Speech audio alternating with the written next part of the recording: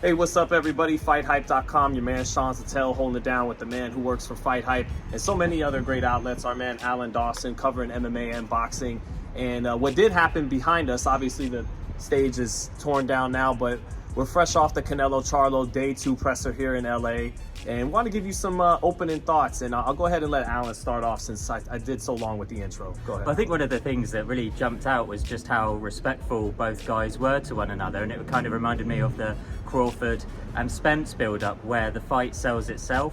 Previously, we've seen Jermell kind of jaw with Tony Harrison and guys like that, but I don't know if it's a case of also Jermell maturing as he's kind of advancing in age and becoming like a, maybe not an elder statesman in the game, but, you know, one of the guys who's got the experience now to kind of not feel like he has to sell a fight with trash talk. You know, maybe if Canelo was going to trash, then Jermell would respond in kind, but so far everything's been pretty civil.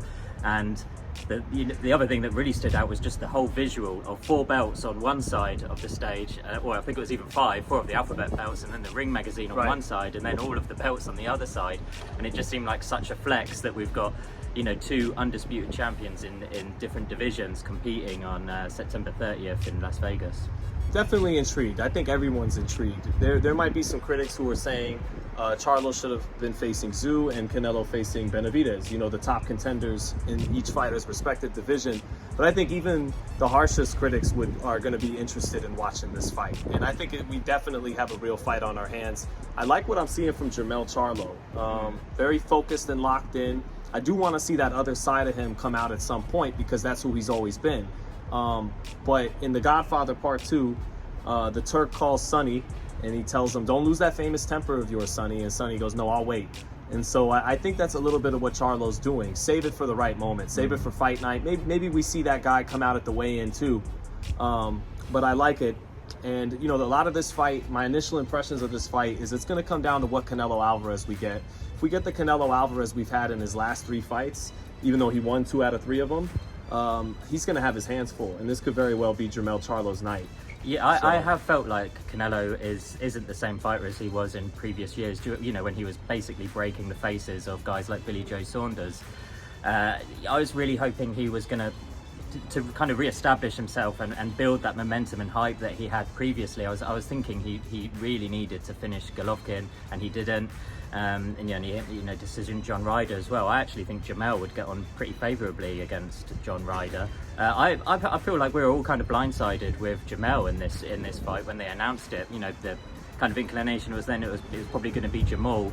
I think the third fight on Canelo's 3-fight PBC deal will be the one with David Benavidez, and it just gives time. It just gives time to build it as well. Like Canelo just backstage here. He was asked by somebody, you know, they were shouting, "Oh, you know, Benavidez at Allegiant Stadium," and Canelo's like, you know, "Why not?" You know, so I feel like it's kind of in his mind as well that's, you know, it gives time for Benavidez to get another momentum-building win, because what he did to Caleb Plant in March was, you know, phenomenal to see, and he really packed that place out as well. So between the fans that Benavidez could bring in and the fans that, you know, like this place was kept quiet from the public, but there was people screaming, people knew Canelo was here. And so, like, when you bring those 2 guys together, you know, potentially that could be a stadium fight. But right now, I feel like I'm excited to see this fight, and I think it's going to, you know, surprise people if anyone's overlooking Jermell for sure. We'll get to Benavidez, I think, at some point. His Spence losing to Crawford cut off one more option that he could have went beyond Benavidez. A Jermell Charlo fight, I know Eddie Reynoso said, "Oh, we're going to fight both Charlo brothers," but Canelo's walked that back the last couple days. He said, "Oh, we don't know. It's up in the air. Charlo's right now, and we'll see what's next." But he's a true champion, and when it came to Arislandi Lara, Gennady Golovkin, Trout, and Mayweather, 4 guys that people questioned if he would ever get in the ring with, on his own accord, in his own time. Forgive us, we got security still tearing things down, but he eventually got to each of those fights, and I think he will get to David Benavidez. And then, you know, just assessing this fight some more, Charlo and Canelo. Canelo keeps talking about, again, I say this fight comes all the way down to Canelo. If it's the flat performances he's had his last couple fights, he has his hands full, good chance of getting beat and getting upset. But he keeps saying he's rejuvenated. Alan asked him about that, and he keeps bringing up he's healthy. He can go more rounds in the gym. He could hit the mitts with Eddie Reynoso longer and longer. So this could be if we get a rejuvenated Canelo, it could be a beautiful night for him. But he can't Alan be the guy that his head movement's been lessening. It's still there, but we need to see the guy constantly moving his upper body, and a guy that's not loading up, that's going back to using all of his skills that he has, because as of late, he's been being a little more predictable in his offense, kind of like Oscar Valdez was against Navarrete. Yeah. Trained by the same guy, loading up a little bit and you know, relying on the power. So got to see the Canelo on his P's and Q's with all his upper body movement, using all his skills.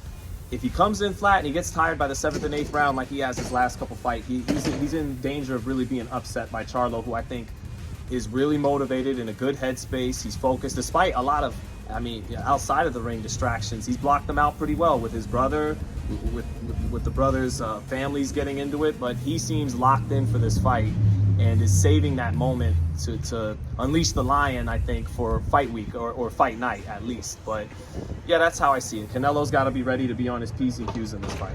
I think the other thing that was interesting, and I think he will be. Yeah, it was what you touched on with Jermell. Like, they're the same age, but Jermell's had half the fights. And he's the, you know, going to be the potentially the fresher guy, but it just depends whether, for me, Alvarez has had so many of these fights, whereas Jermell, this is his biggest fight, the biggest stage of his career. Yes. And just depends on which one of those comes into play. But I think there's enough tangibles here to make things really interesting, especially as we get closer and closer. One to fight tangible week. is you would think, logic would think that he's going to be hungrier than Canelo.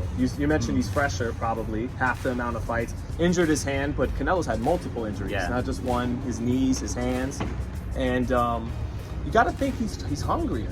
I mean, Canelo talks about, I love boxing, and I definitely believe that. I mean, it's obvious he loves boxing, but at some point, a guy's other motivation has to be deeper than just you love it. He has more to fight for, more to gain. He hasn't accomplished the things Canelo has. So we'll see. Honestly, looking forward to the fight. Not just saying that because we're credentialed and get to see it, but I'm looking forward to the fight. Absolutely. Thanks, guys. Keep it locked in here on Fight Hype. A lot more shit coming from me and Alan throughout the build up to this fight and all the other fights. So sign us out, Alan. I feel like you're more. There you go. Yeah, see you guys.